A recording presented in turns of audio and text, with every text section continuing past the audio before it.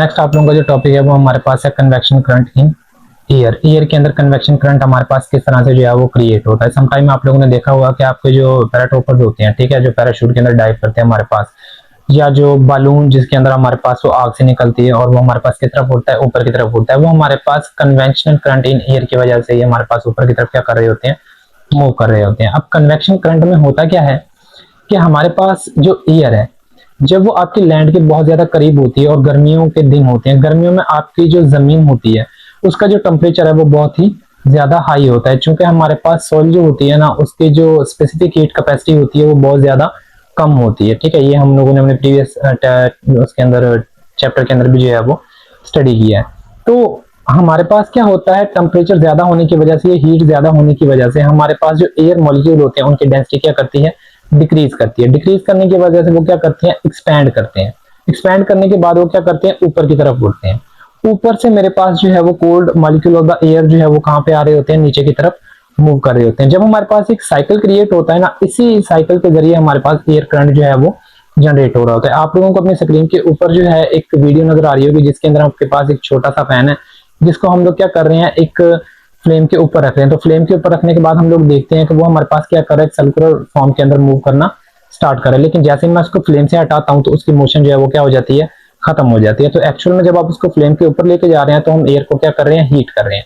Heat करने की वजह से हमारे पास एयर क्या कर रही है, एक्सपैंड कर रही है, ऊपर की तरफ जाना चाहती है। जैसे वो ऊपर की तरफ जाती है तो ऊपर आपका फैन है जो एयर करंट की वजह से क्या कर रहा है, मूव कर रहा है। आई होप सो आप लोगों को ये चीज समझ आई होगी। अब हम लोग इसकी थ्योरी को देख लेते हैं। वो हमें कहता है व्हेन गैस गेट हीटेड, जब भी आपके पास गैस क्या होगी, गर्म होगी, दे एक्सपैंड, वो हमारे पास क्या करेगी, एक्सपैंड करेगी। जब भी हमारे पास वो एक्सपैंड करेगी तो हमारे पास डेंसिटी ऑफ एयर जो है वो डिक्रीज करेगी। ठीक है, ये चीज आप लोगों ने याद रखनी है। जब भी हमारे पास गैस क्या करती है, एक्सपैंड करती है, या जो फ्लूइड है वो एक्सपैंड करते हैं हमारे पास, तो डेंसिटी डिक्रीज करती है। And is create convection current, और वो किस चीज को जनरेट कर देगी, कन्वेक्शन करंट को जनरेट कर देगी। Due to the difference in air density, किस वजह से, एयर की डेंसिटी के अंदर चेंज आने की वजह से, at various point in the atmosphere. और भी आपके पास बहुत ज्यादा पॉइंट होते हैं इसके अंदर। आप लोगों को थ्योरी में मिलेगा कि आपकी जो लैंड है, ठीक है, वो हमारे पास जब हीटअप होती है गर्मियों के दिनों में, तो हमारे पास क्या होती है, हवा गर्म होने के बाद ऊपर की तरफ उठती है। जैसे हमारे पास एयर करंट जो है वो क्या हो रहे होते हैं, जनरेट हो रहे होते हैं। तो हम लोग इसको रफली देख लेते हैं कि हमारे पास क्या होता है। सपोज कि आपका ये ग्राउंड है, ये आपका ग्राउंड है, ठीक है। अब जो ग्राउंड का टेम्परेचर होता है समर के अंदर, इन समर, ठीक है, समर के अंदर हमारे पास क्या होगा,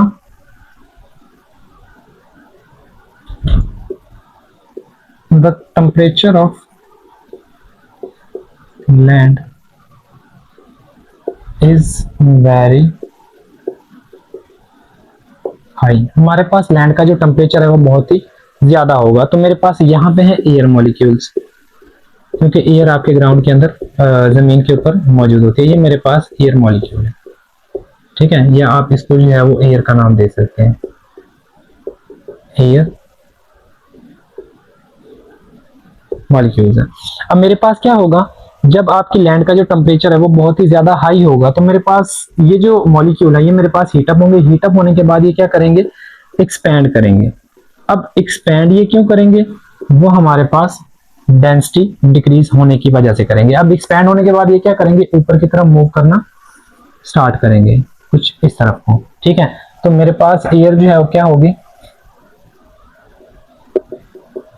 air worm and rise up. आपकी जो हवा है वो गर्म होगी और ऊपर की तरफ उठना स्टार्ट कर देगी। तो हमारे पास क्या होगा, आपके ये जो एयर मॉलिक्यूल है जो कि इस टाइम कूल डाउन है, ये मेरे पास क्या करेंगे, डाउनवर्ड डायरेक्शन में मूव करना स्टार्ट करेंगे पोलर स्पेस की तरफ। तो हमारे पास क्या होगा, एयर कूलर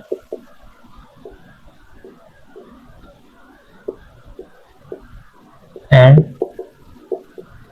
सिंक्स। जो कूलर एयर है वो आपके सिंक की तरफ क्या करेगी, मूव करना स्टार्ट करेगी। तो ये हमारे पास क्या बन जाएगा, एक साइक्लिक प्रोसेस बन जाएगा। इसी साइक्लिक प्रोसेस को आप लोगों की बुक के अंदर कुछ इस तरह से दिखाया हुआ है कि हमारे पास ये ग्राउंड है,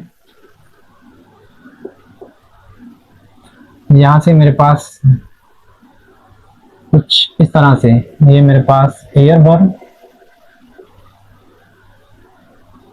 राइज अप। उसके बाद हमारे पास क्या हो रहा है, एयर कूलर